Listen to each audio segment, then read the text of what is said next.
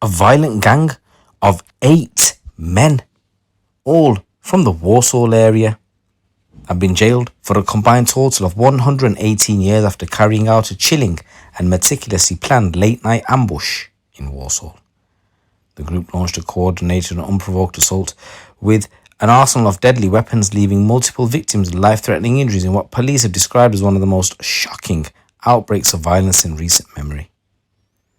The horrifying incident unfolded just before midnight on the 31st of July 2023 along a quiet suburban stretch of Reedswood Lane. Under the cover of darkness, the attackers lay in wait before executing their plan with ruthless precision. Their target were men sitting in a car entirely unaware that they were moments away from a life-altering nightmare. With chilling aggression, 2 vehicles driven by members of the gang deliberately rammed the victim's car, forcing it into a violent halt. What followed was a scene of sheer chaos and terror. Armed with an array of weapons including machetes, large knives, baseball bats, cricket bats, and most disturbingly, a loaded firearm, the attackers descended on the trapped victims with force. Police say the level of violence used was not only ferocious but calculated and sustained, and in a particularly horrific moment during the ambush, a firearm was discharged directly into the vehicle at close range. One of the victims was struck by the bullet, sustaining injury so severe he was required to have emergency life-saving surgery and was placed into an induced coma. Despite their critical condition, the victims, bleeding profusely and suffering from slash wounds, blunt force trauma and gunshot injuries, managed to flee the scene in their battered car. They somehow made it to Walsall Manor Hospital, where medical teams worked urgently to stabilise them. The aftermath of the attack left the men with life-changing injuries, many requiring multiple surgeries and long-term rehabilitation.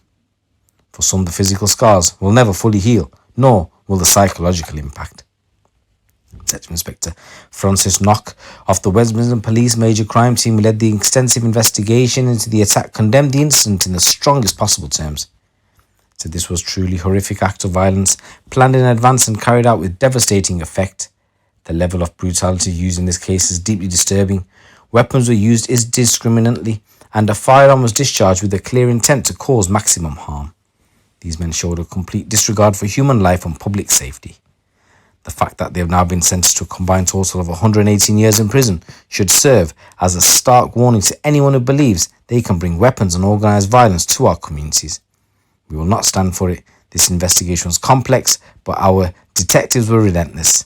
Thanks to painstaking forensic work, CCTV analysis and digital tracking, we were able to bring each of the offenders to justice.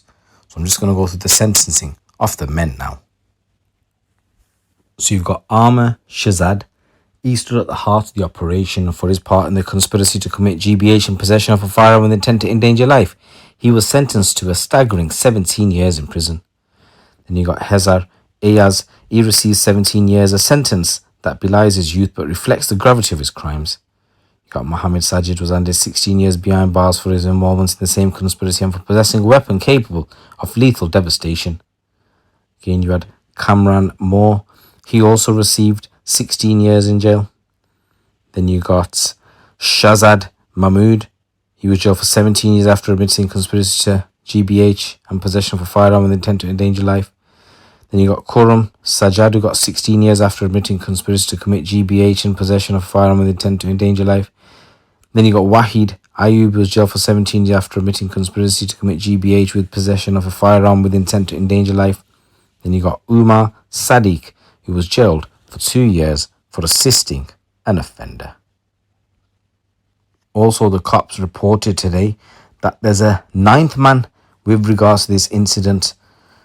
So as I said, these 8 men today from Walsall were all locked up after they ambushed the 5 occupants of a vehicle before firing at them at close range and beating them up with a number of weapons. But you've got this one lad here, goes by the name of Amar Khan, but he's also known as Adam Barzini. He's yet to face justice for his role in the attack. He's a 40-year-old said to be from Walsall, and he absconded as his accomplices were rounded up and remains outstanding. And DI Francis Knock, led the investigation, said, "We would appeal to the public to help us find Khan." They said, "Do not approach him. He is a very, very dangerous man." So West Midlands Police stated that this investigation that led to the capture was one of the most extensive in the region. Over the course of several weeks, detectives sifted through hundreds of hours of CCTV footage following the gang's movements, both before and after the attack. The footage captured key moments of the ambush, helping to piece together the timeline of events. Police also utilized advanced mobile phone data analysis, tracking communications and movements linked to each defendant at the scene. Police also utilized mobile phone data and tracking communication devices, and the movements were linked to each defendant to the scene. Search warrants were also executed at multiple addresses across the West Midlands, leading to the recovery of clothing, weapons and digital evidence.